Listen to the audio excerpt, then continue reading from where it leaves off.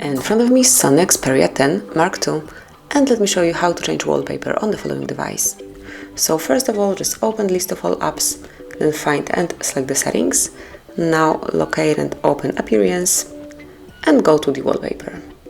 And here you have to select the source that you would like to pick your wallpaper from. It can be one from your live wallpapers, photos, or wallpapers album, and the last one is the one that I would like to choose.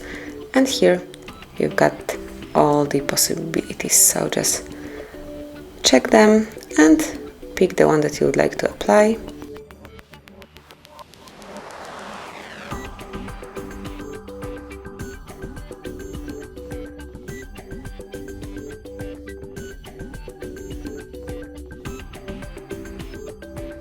And let me choose, for example, this one.